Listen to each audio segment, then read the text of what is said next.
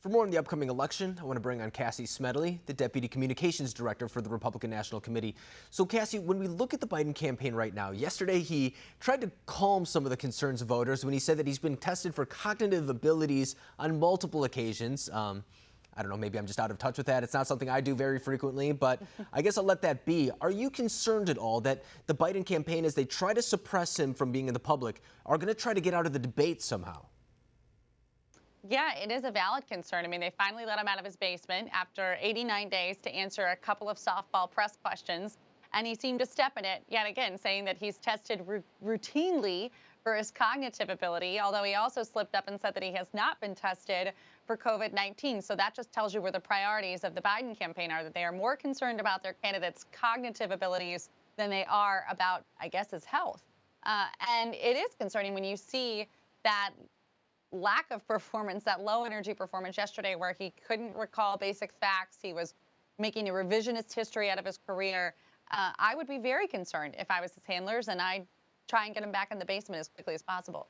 And I made this comment yesterday, but of course he was going down the different list of people who he did want to take questions from. And the questions were softballs, to say the least. I mean, if you compare what happened at that press conference and even to the way, for example, that the press will treat Kayleigh McEnany on a daily press briefing, you watch those two things and they are just polar opposites. And I mean, you can see it for yourself right there, exactly where people get the idea of media bias. But we know that the Trump campaign is trying to get things back in motion. They want, President Trump, for example, does want to start holding rallies once again. Of course, there are concerns with coronavirus, but do you think that once the rallies are up and running, whenever that may be, that that's when the president will kind of start hitting his stride a little bit more and start reaching out to voters directly? Yeah, we know the president loves nothing more than to be out in the country talking with voters, talking with Americans, hearing from them, listening to them, having that dialogue. That's what this should be all about. And so certainly not having the ability to routinely do that is not his preference. Unlike Joe Biden, who I think it is his preference to stay in his basement and try and stay out of harm's way because he knows he's a liability to himself when he is out there actually in front of the American people, and they have a chance to see for themselves that he is not only not ready for prime time, he is past his prime if he ever had one, versus President Trump, who when he is out there talking with voters, that is really where he shines. And that's why we need these debates. We need voters to see in full context, uninterrupted, side by side of our leader, President Trump, and Joe Biden, who can barely string together a few sentences before he needs a nap time. And Cassie, over the past couple of days, too, there's been some shakeups within the Trump campaign. I believe Hogan Gidley started his first day today.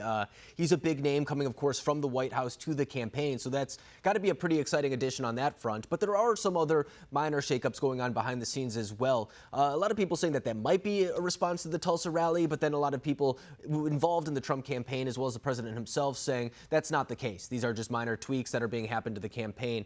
Should we expect any major changes between now and November, or do you pretty pleased with the way things are going right now? Sure. Well, you're seeing this coalescing of the team that's been with the president for a long time, many of them since 2016, who either went off either to the White House or to private sector, who are now coming back. And as we head towards the home stretch. Yeah. And so to see the people who helped propel the president to the White House coming back is not only a sign of great enthusiasm but loyalty because they believe in him with the president and his team, but it's a sign that we're ready for the home stretch as we pull into November and get him reelected for 4 more years. And it is a little bit of a different strategy than we see on the Democratic side. I mean, I think it's worth noting that one of Joe Biden's top advisors, Simone Sanders, was a former Bernie Sanders campaign strategist. So it is kind of interesting to see the people behind the scenes that are maybe not exactly in line with what Joe Biden's doing, but see him as a vehicle to get their type of progressive messages into the White House at some point. So when we look at that and we also look at what exactly President Trump is trying to articulate for a second term, what is the message? What does the Trump campaign want to be running on as they go into the November election?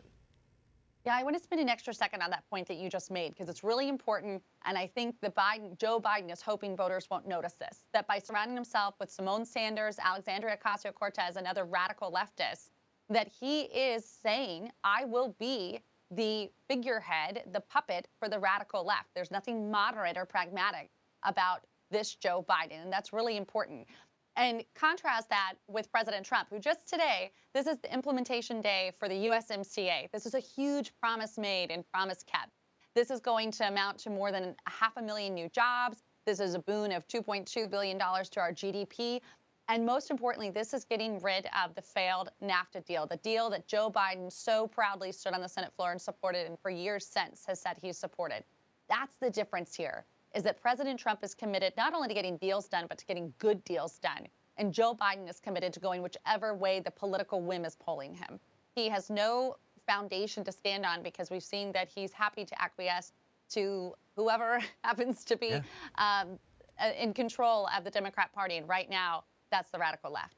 No, and you bring up a really good point, too, is that whole concept is a double-edged sword, because when you finally get Biden on a debate stage or finally have him facing some hard questions, he's going to lose support one way or the other. He either has to take a stance on the Green New Deal and upset progressives or lose moderates. It's the same thing with the defund the police argument, for example. He either has to say that he is on board with defunding the police and lose, once again, moderates or independents, or say that he is on board with that concept and then risk losing the progressives and the far left part of the party. I think it's a very interesting dynamic that is going to take place because they have to weigh those two things against each other come November. And I don't think that he's ready necessarily to have that conversation because he hasn't been pushed on those issues just yet. But maybe the debates will be a different story. Cassie Smedile, it's always a pleasure talking to you. Thanks for coming on tonight.